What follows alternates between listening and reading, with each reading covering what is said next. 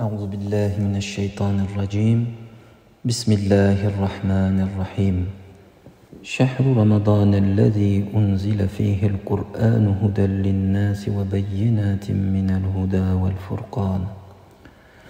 Chers amis, bienvenue à cette assise durant laquelle nous allons discuter et partager une lecture du traité du Ramadan, un chapitre issu de l'œuvre de Saïd Nursi, le traité des Lumières, plus communément appelé Risale Nur.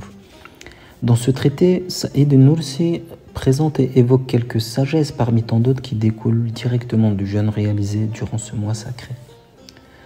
Durant cette assise, nous allons lire et découvrir ensemble la quatrième subtilité qui découle du verset récité tout à l'heure dans lequel Dieu nous dit « Ces jours sont le mois de Ramadan au cours duquel le Coran a été descendu comme guide pour les gens, et preuve claire de la bonne direction et du discernement. » Nous allons lire dans un premier temps entièrement cette quatrième approche, puis reprendre partie par partie. Commençons la lecture. Un des nombreux exemples de sagesse du jeûne de Ramadan en ce qui concerne l'éducation de l'âme de l'homme est ceci. L'âme veut être libre et indépendante, et elle se considère ainsi. Cependant, de par sa nature, elle désire même avoir une souveraineté imaginaire et agir comme il lui plaît. Elle ne veut pas admettre qu'elle est éduquée par des bienfaits innombrables, particulièrement si elle possède la richesse et le pouvoir dans ce monde, et si l'insouciance l'encourage aussi, elle dévorera les bienfaits divins comme un animal, un voleur, un usurpateur. Ainsi, pendant le mois de Ramadan, l'âme de chacun, du plus riche au plus pauvre, peut comprendre qu'elle ne possède rien, mais qu'elle est totalement possédée, qu'elle n'est pas libre, mais plutôt l'esclave. L'homme comprend que s'il ne reçoit aucun ordre, il est incapable de faire la chose la plus simple et la plus facile. Il ne peut même pas se diriger pour boire de l'eau. Son pouvoir fictif est donc brisé. Il accomplit ses prières et commence à exprimer des remerciements, ce qui est son vrai devoir. Donc cette quatrième sagesse concerne le nefs, le moi intérieur, l'ego et son rapport au jeûne. Saïd Nursi nous dit que l'âme, le nefs, souhaite être libre. C'est dans sa nature même, mais qu'il faut l'éduquer, qu'il faut le prendre en main. Commençons par nous rappeler de la sourate 47, verset 12, où Dieu nous dit « Ceux qui croient et accomplissent de bonnes œuvres, Allah les fera entrer dans des jardins sous lesquels coulent les ruisseaux. Et ceux qui mécroient jouissent et mangent comme mangent les bestiaux, et le feu sera leur lieu de séjour. » Imaginons, donnons un exemple simple. Nous avons des produits halal de base que nous avons achetés avec de l'argent licite que nous avons gagné à la sueur de notre front pendant le Ramadan. Nous avons ces produits disponibles. Et pourtant, du début du jeûne jusqu'au coucher de soleil, nous ne les touchons pas. Nous ne mangeons pas ces produits. Limite, nous ne les approchons même pas, ces bienfaits. Pourtant, ils sont de base halal. C'est justement que là commence l'éducation de notre âme, de notre nefs. Rendre possible le fait de ne pas manger des produits qui sont normalement licites pendant le mois du jeûne. C'est à partir de là que le nefs commence à être éduqué. Si nous arrivons à éduquer notre nefs et lui apprendre même à ne pas toucher pendant un mois ce qui est halal, alors nous ferons attention durant toute notre vie aux choses illicites. En fait, il y a un mécanisme qui va se mettre en place contre les choses illicites si nous arrivons à résister aux choses licites quand Dieu nous le demande pendant ce mois du Ramadan. Et c'est justement cela, un jeûne consciemment réalisé.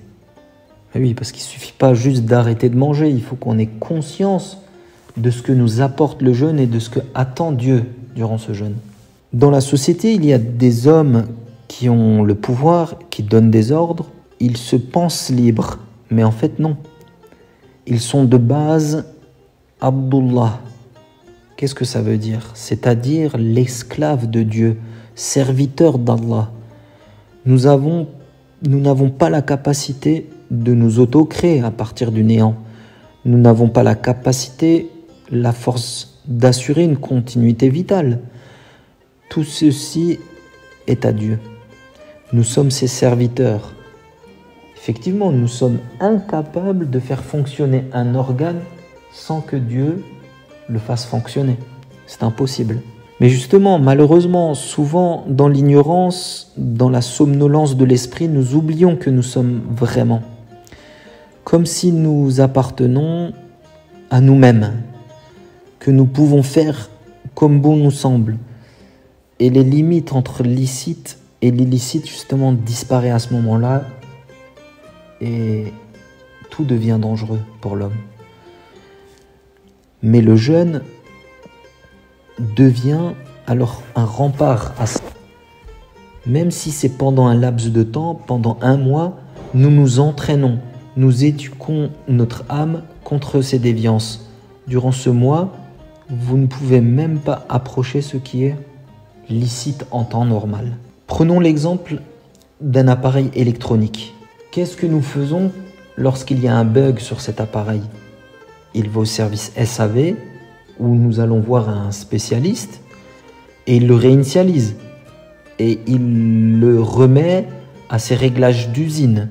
Justement, le Ramadan permet aux croyants de se réinitialiser, de revenir à ses réglages de base. On peut aussi voir cela comme ça, nous nous salissons pendant 11 mois, nous péchons, nous faisons des choses illicites avec nos membres. Alors le mois sacré du Ramadan va permettre de faire un reset et de retrouver les bons réglages. Il ne faut pas oublier que l'homme, avec un grand H, je le précise, a été créé pour adorer Dieu. D'ailleurs, ne nous dit-il pas dans la sourate 51, verset 56, « Je n'ai créé les djinns et les hommes que pour qu'ils m'adorent ». Donc de par sa nature, l'être humain a été créé en tant que serviteur. Nos aptitudes, nos pauvretés, c'est-à-dire notre impuissance, sont des signes de notre servitude vis-à-vis du Créateur. Cependant, ce serviteur, donc l'être humain, oublie cette mission clé. Il commence à bugger et observe une dérive, et on observe une dérive dans ses réglages de base. Et on arrive à un tel degré d'éloignement que cette dérive va l'empêcher de réaliser sa mission principale, celle d'adorer Dieu. Vous voyez que un léger bug dans nos réglages peut nous faire dériver à tel point que nous allons oublier pourquoi nous avions été créés. Et justement, d'un seul coup, tel un formatage informatique, le jeûne alors va prendre le relais et intervient. Il va permettre de faire ressurgir l'humanité, le côté humain que nous portons. Mais sans cela, que se passe-t-il? Si nous n'avions pas cette possibilité justement de jeûner, de revenir sur les réglages de base. Que dit Saïd el-Nursi dans ce passage? Rappelons-le.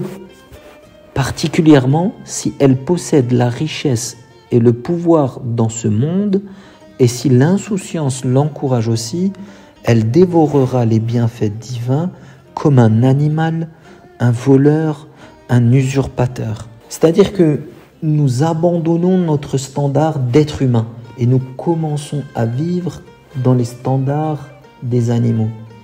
La nourriture, rappelons-le, est la source principale de force de l'animalité.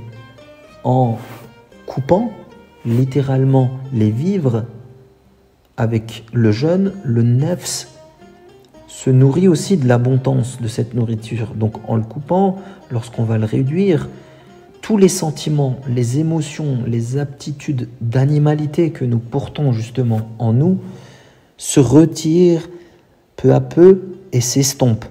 Donc le jeûne en fait intervient et devient un moyen pour nous de faire sortir l'être humain de son animalité et lui permettre de retrouver son essence principale d'humanité. Donc durant ce mois, Allah nous prend avec les anges et nous rééduque. Nous sommes en réhabilitation durant ce mois de Ramadan. En fait, durant l'année, on jeûne à certaines périodes en dehors du mois du Ramadan. Et tous ces jeûnes ont une importance en ce sens. Mais le jeûne du mois de Ramadan porte une sagesse particulière. En fait, pendant 30 jours, que faisons-nous? Nous calmons les ardeurs d'une nefs. Nous l'assumons littéralement parce que nous jeûnons pas seulement en stoppant la nourriture. Nous allons jeûner et faire jeûner tous nos organes, les yeux, les oreilles, les mains, les pieds. En fait, nous allons nous maîtriser totalement. Et après 30 jours, il y a les 6 jours de jeûne que Dieu nous suggère de faire, que le prophète a fait. Et cela nous rapproche quasiment aux 40 jours. Ces 40 jours qui sont symboliques parce que c'est, selon les spécialistes, la durée nécessaire à une personne pour assimiler une moralité, une nouvelle habitude et lui permettre d'en oublier une. Donc vous voyez en fait les grandes morales humaines, les traits, les émotions, les traits positifs s'assoient au sein de notre personnalité durant le Ramadan, durant cette période de 30 plus 6 jours. Mais sinon, dans le cas contraire, qu'est-ce qui se passe? Les sentiments d'animalité qui nous habitent vont prendre le dessus sur notre côté humain. Et qu'est-ce qui va se passer? Prenons un exemple simple, celui du cavalier et de son cheval. Admettons que le cheval prend le dessus sur le cavalier. Qui est-ce qui va décider de la direction à prendre? Le cheval n'obéit pas. Il est intraitable. Il va décider simplement de partir là où bon lui semble, là où il peut tranquillement brouter et manger, ou dans son écurie. Et il va bien sûr, sans demander la permission, emmener le cavalier avec lui. Justement, le nefs est-elle une monture? Si toi, tu ne deviens pas son cavalier, alors c'est lui qui monte sur ton dos et il t'emmène vers les désirs qui n'ont plus de limite.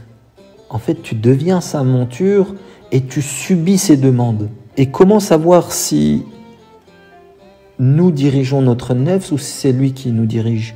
Il faut regarder simplement nos actes au quotidien et selon ces actes, nous allons voir si notre nefs nous dirige ou si c'est nous qui l'éduquons et le dirigeons. Reprenons maintenant le début de cette 4e subtilité. L'éducation de l'âme de l'homme, c'est-à-dire de son nefs. Qu'est-ce qu'il nous disait Saïd Nursi au début? Un des nombreux exemples de sagesse du jeûne de Ramadan en ce qui concerne l'éducation de l'âme de l'homme est ceci. En fait, dans l'univers, ou plutôt dans l'environnement que nous a mis à disposition Dieu, il a permis à l'être humain d'apprivoiser les matériaux, de les maîtriser. Il nous a par exemple permis d'apprivoiser le fil et d'en faire des tapis.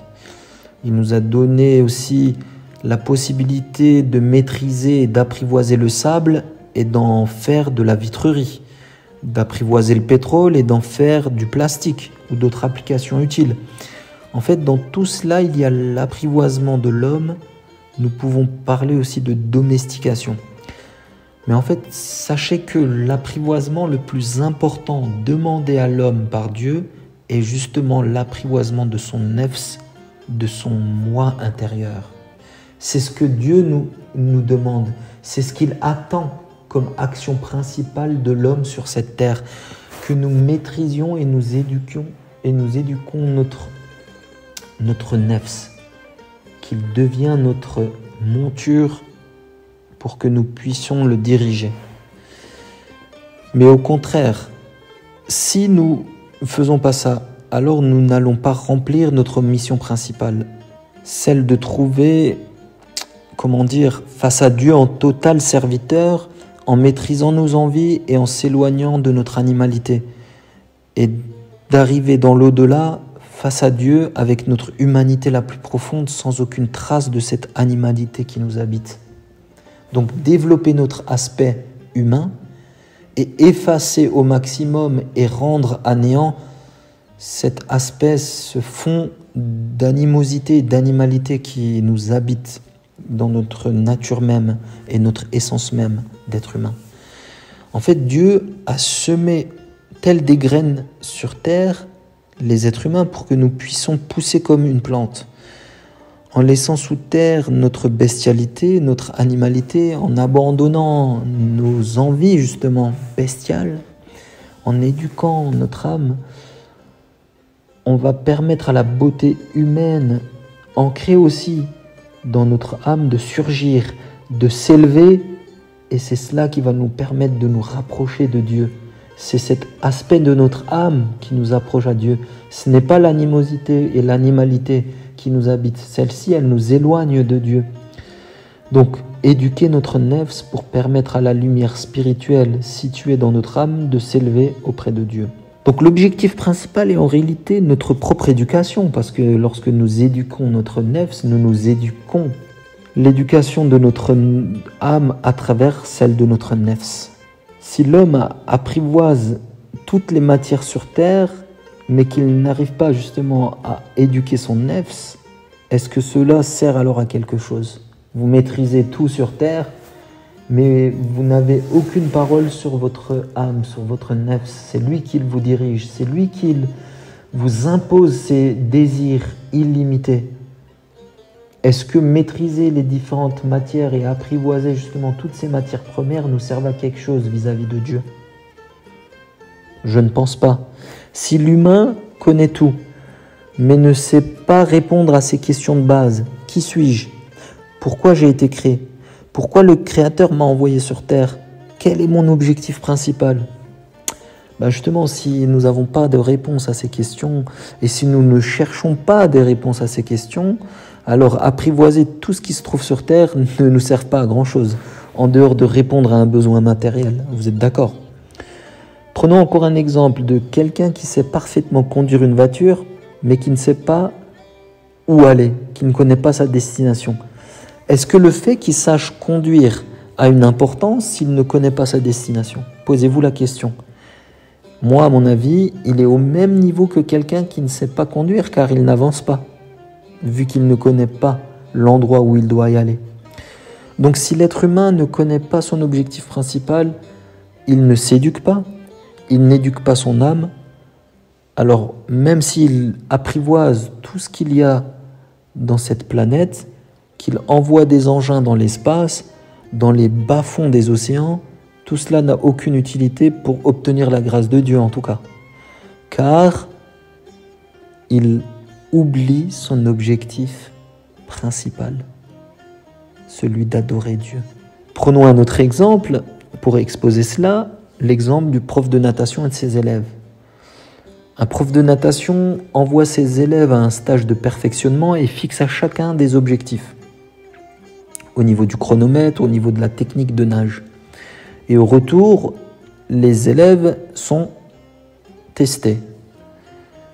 Par contre, les élèves anticipent l'un après l'autre. L'un va lui dire « Écoute, je n'ai pas pu nager pendant le stage, mais j'ai beaucoup couru. » Un autre va dire « Je n'ai pas nagé, mais j'ai super bien combattu sur le ring. » Un troisième va lui dire « Tu sais, je n'ai pas nagé, mais j'ai gagné un match de basket. » Mais quel était leur objectif durant ce stage?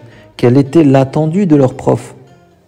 De nager, de s'améliorer selon les objectifs que le prof leur a fixés. Donc, quelles que soient les compétences qu'ils ont acquis dans les autres domaines sportifs, comme ils sont jugés juste par leur faculté à nager, selon le cadre fixé, ces compétences développées ne servent à rien. De la même manière, Dieu, justement, nous a envoyés sur cette terre, dans ce lieu de stage, pour que nous puissions devenir des humains selon ses règles. Et quelle est la première condition? De penser, de réfléchir. C'est cela qui nous sépare des animaux, c'est cette raison, c'est la pensée et le fait de réfléchir à des questions comme « Pourquoi suis-je ici? Qui m'a envoyé ici? Qui a créé cet univers ?» Donc, quelle va être notre réponse à ces questions lorsque Dieu nous demandera des comptes? Comment nous allons lui répondre si nous n'avons pas été capables de réaliser notre mission de base et que nous avons été distraits par d'autres choses? On ne peut pas lui dire oh Dieu, j'ai pas trop eu le temps d'y réfléchir, mais j'ai bien nagé, je sais bien courir, je sais bien grimper si tu veux me tester dans ces domaines-là. Nous n'avons pas été créés simplement pour courir, pour nager, pour grimper, pour voler. Et nous pouvons citer des centaines d'actions, mais nous avons été créés pour être de vrais humains, c'est-à-dire courir dans le bon couloir, telle une course de relais, et de battre notre propre record, lequel, celui de bien lire le livre de l'univers, qui est à l'image du Coran, de voir à travers ce livre Dieu et de le connaître. Donc Saïd Nursi nous disait, l'âme veut être libre et indépendante, elle se considère ainsi. Cependant, de par sa nature, elle désire même avoir une souveraineté imaginaire et agir comme il lui plaît. C'est donc dans sa composition de base que le nefs a au plus profond de lui-même cette envie, ce sentiment de vivre comme bon lui semble, sans que personne n'intervienne, tel un animal laissé en liberté qui va aller manger sur n'importe quel terrain, sans se soucier de savoir qui en est le propriétaire. Le nefs souhaite justement rester libre de ses mouvements et vivre à sa guise sans contrôle. Il ne supporte pas d'être contrôlé. Continuons la lecture. Elle ne veut pas admettre qu'elle est éduquée par des bienfaits innombrables, particulièrement si elle possède la richesse et le pouvoir dans ce monde, et si l'insouciance l'encourage aussi, elle dévorera les bienfaits divins comme un animal, un voleur, un usurpateur. Posons une question pour débuter notre réflexion. Quelle est la différence entre avaler comme un humain et avaler comme un animal? Puisque nous, tous les deux avalent. Mais l'un, en avalant, va réfléchir, va contempler. Souvenez-vous des premières subtilités que nous avons exposées, notamment la première parole, va remercier Dieu pour ses bienfaits qui vont alors se transformer en nourriture de l'âme, alors que l'animal va simplement remplir son ventre et assouvir un désir de manger. Donc entre celui qui connaît Dieu, qui est reconnaissant pour les bienfaits qu'il nous donne à travers cette table divine, et celui qui consomme sans réfléchir, il y a une différence cruciale. L'humain conscient va à chaque bouchée ressentir au plus profond de son âme cette reconnaissance vis-à-vis de son Créateur qui lui donne et lui propose plein de bienfaits de nourrir pour assouvir ses besoins en nutriments. Alors le sentiment de remerciement chez l'homme vis-à-vis de son Créateur va prendre de l'ampleur.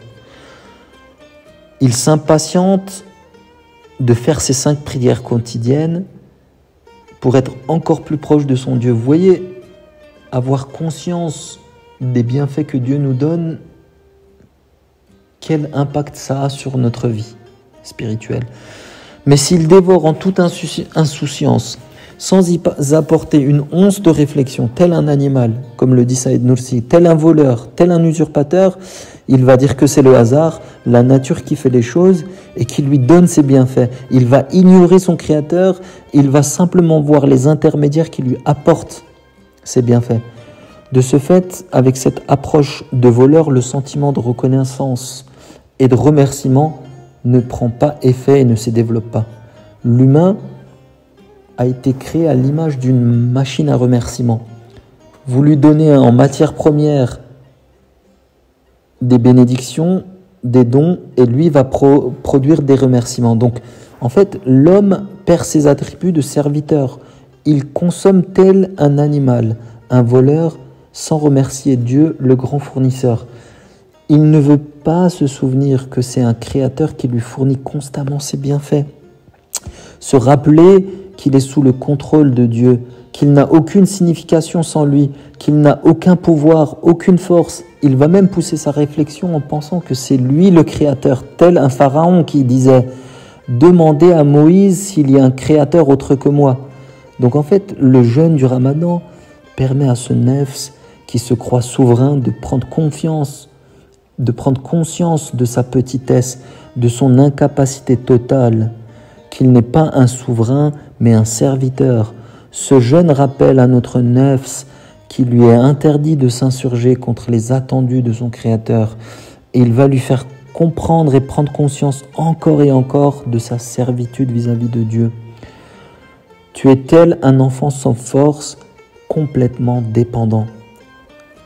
Ainsi, alors que le nefs, à travers ses ardeurs et ses envies sans fin, va s'auto-proclamer souverain, comme nous le dit Saïd Nursi, il ne veut pas de limite, à travers le jeûne du mois de Ramadan, Dieu va calmer et va le calmer en lui reprenant les éléments qui nourrissent ses envies, la nourriture. Il va souffrir de soif, mais il ne pourra pas boire. Et c'est à ce moment-là qu'il va comprendre qui est serviteur et non souverain, et va prendre conscience de la présence du vrai souverain, de celui qui maîtrise tout et qui possède tout. C'est le jeûne de ce mois de Ramadan qui va pousser le nefs à admettre que c'est Dieu qui lui permet de vivre, d'exister. Il va se souvenir qu'il est un simple créateur, qu'il est une simple créature, au service de son créateur. Il va donc revenir à ses réglages de base après un grand bug. Finissons par la dernière partie de cette subtilité où Saïd Nursi nous dit « Ainsi, pendant le mois de Ramadan, l'âme de chacun, du plus riche au plus pauvre, peut comprendre qu'elle ne possède rien, mais qu'elle est totalement possédée, qu'elle n'est pas libre, mais plutôt l'esclave. L'homme comprend que s'il ne reçoit aucun ordre, il est incapable de faire la chose la plus simple et la plus facile. Il ne peut même pas se diriger pour boire de l'eau. Son pouvoir fictif est donc brisé. Il accomplit ses prières et commence à exprimer des remerciements, ce qui est son vrai devoir. Retenons donc que l'humain n'est pas un souverain. Il ne maîtrise même pas le plus petit changement au sein de son corps. Il n'a pas la capacité à empêcher ses cheveux de blanchir, par exemple. Alors comment va-t-il maîtriser tout cet univers dans son ensemble, tout ce qui nous entoure? Il n'a aucun pouvoir, aucune autorité. En fait, l'homme, avec un grand H, est tellement incapable, tellement faible, il va se mettre à la place du vrai souverain, alors qu'il a totalement faux. Il est à côté de la plaque. Tout ce qu'il croit posséder, lorsqu'on dit « ma beauté, ma force, ma puissance, ma », en fait, il n'y a pas de « ma ». Tout est à Dieu. N'oublions pas que nous sommes autour d'une table royale et que Dieu nous permet d'utiliser certaines choses qui lui appartiennent. Si vous retirez en fait la réflexion des rayons du soleil sur un miroir, un exemple tout simple, ce miroir ne reflètera rien du tout si les rayons du soleil ne frappent pas justement, ne reflètent pas sur ce miroir. C'est ainsi que si Dieu retirait tout ce qu'il possède de son serviteur, l'homme, alors l'homme se rendra compte comme ce miroir qu'en fait il ne possède rien, qu'il ne reflète rien du tout, Dieu, en fait, alors, à travers le jeûne du mois de Ramadan, nous remet en réglage de base, il fait un reset et nous permet de retrouver notre vrai mode de fonctionnement, celui de serviteur, pour adorer son Créateur.